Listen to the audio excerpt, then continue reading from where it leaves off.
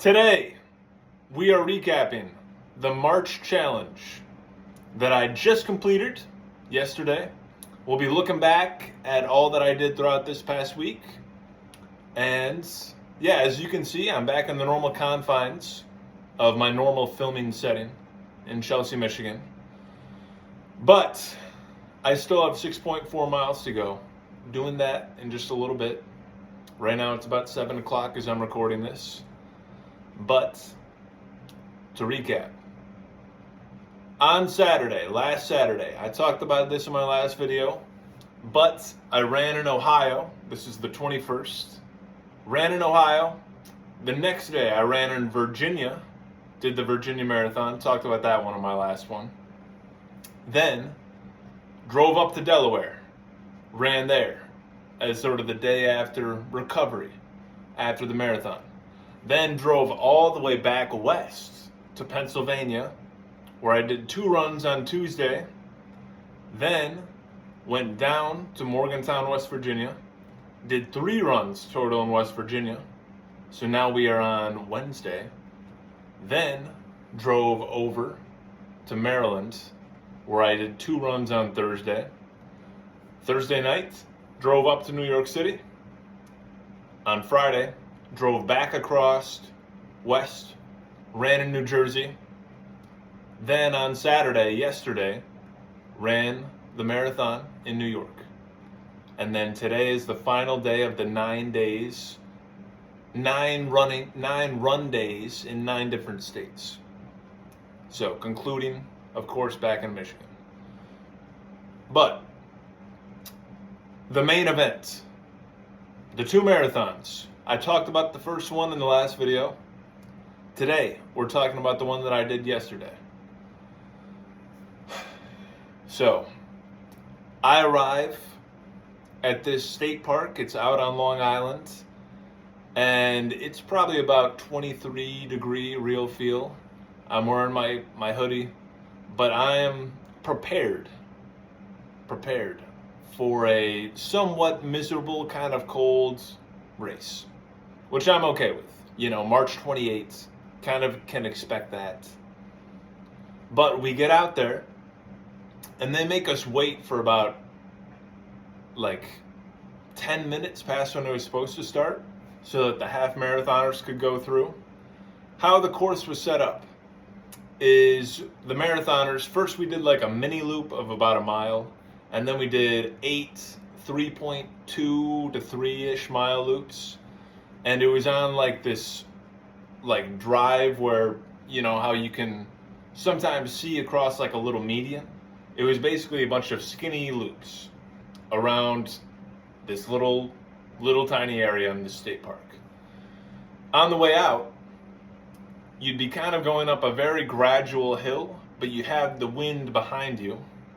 And then on the way back, the wind would be in your face the whole time. It felt like you were in a completely different, area, but just had the wind in your face instead of at your back. When I was out there, I met several people. The first one, a 20-year-old guy named Brady. I could tell you all about him because we got to talk about it a lot. From Maine, Boston sports fan. His sister's really into running. She's an 800 runner. I forget, maybe Boston College. Anyway, he wanted to do a marathon, had never done one, and he wanted to qualify for Boston. And I'm like, that's awesome. I can just run with you. I told him about kind of my little mini challenge, and he was like, all right, let's do it. So we stayed together through about 3 loops, and then all of a sudden, out of nowhere, comes another guy named Justin, who is 52 years old, and he wanted to complete his first marathon ever. He had never done one.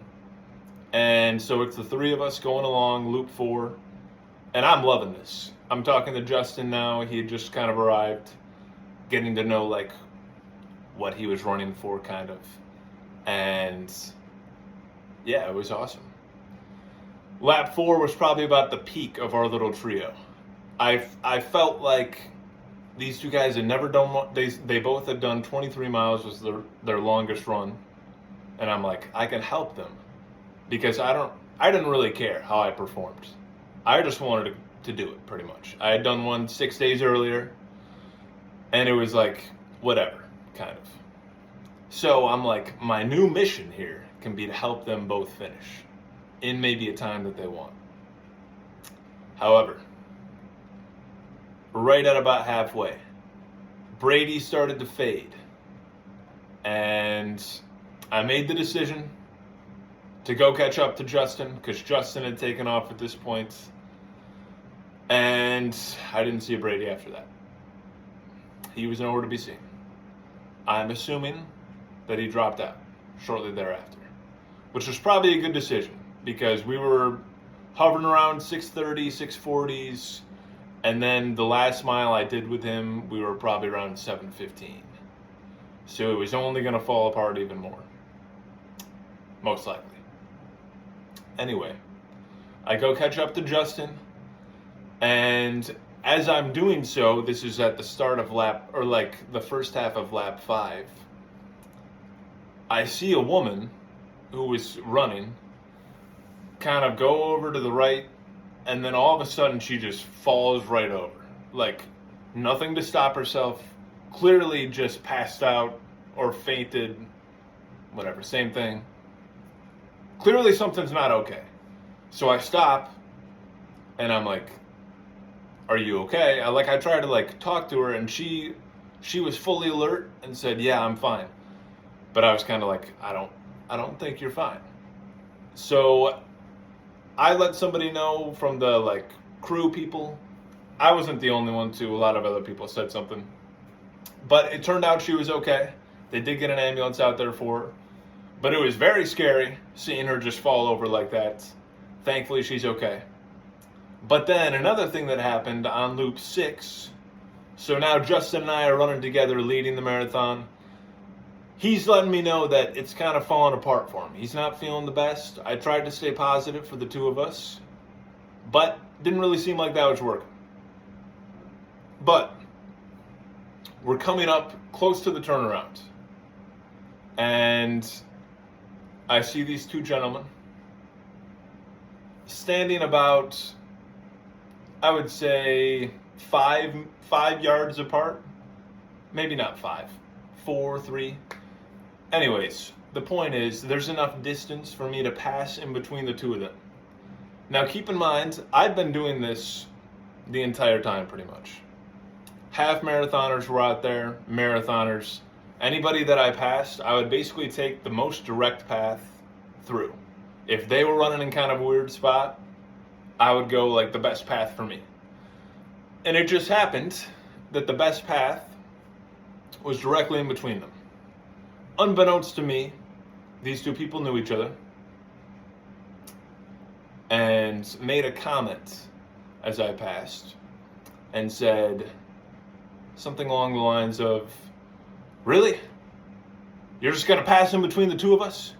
You should be fast enough, you can just go around us. Justin is my witness to this story, if he's watching. But at first I thought they were joking and just being a little sarcastic. But then they made it clear, no, they're serious. I forget what they said after, but it was I think they said, you gotta be effing kidding me. And I'm like, really? They're that upset about this? And then we turned around, we did the turnaround, and I glanced over, and they got their middle fingers out, both of them. And at that point I'm like, okay. I said to Justin, I've never experienced that during a race. Normally, as many of you guys know, the running community is very uplifting and wants to see everybody do well, usually very positive, because we all kind of know the struggle and challenge that running can sometimes force onto you, or more accurately, that you force onto yourself through running. But these guys, I don't know what their deal was. Maybe they were just having a bad race or a bad day, or they were mad that it's cold. Who knows? But they were not in a great mood. But I've never, and then from the rest of the time on, anytime that I would loop back around, they would see me across. The first time on loop 7, that they saw me, they were like, I heard one of them say to the other, "There's our boy, there's our boy." And then they both, started heckling me. From here on out, I just looked straight ahead, didn't pay any attention. And at the end of loop 6, also Justin was like, just keep going, like, I don't think I'm gonna make it. And I tried to get him to come with me, but it was clear. And I know this feeling. When you decide you're done, you're done. Even if, you only have 6 miles to go or whatever we had. I could see it in his eyes. He was done. And I've been there. And so then I continued, did the last 2. I started to really feel it on the last loop. I think I started running like over 7. I finished in 2:58.22. 6 days after the 3:08.11. But this one, I can't remember the elevation, but it was nowhere close to 2,800 feet that the Virginia one was. But happy to get back-to-back wins. That was fun. And met 2 great guys out there and 2 not great guys. It is what it is. And shout out to Kaylee for letting me stay in Pittsburgh with her, to Izzy for letting me stay in Morgantown with her, and to Dylan, if any of the 3 of you are watching, for letting me stay in your respective spaces. I appreciate that. It was a very, very fun journey east. I am happy to be back. 6.4 mile run later, and that will close out the week. I think that's it. I hope you enjoyed watching on Strava, if you were following along with the states that I was in throughout the time. And yeah, happy to be back. Next week we'll all be in Michigan, I think. So we're fully back.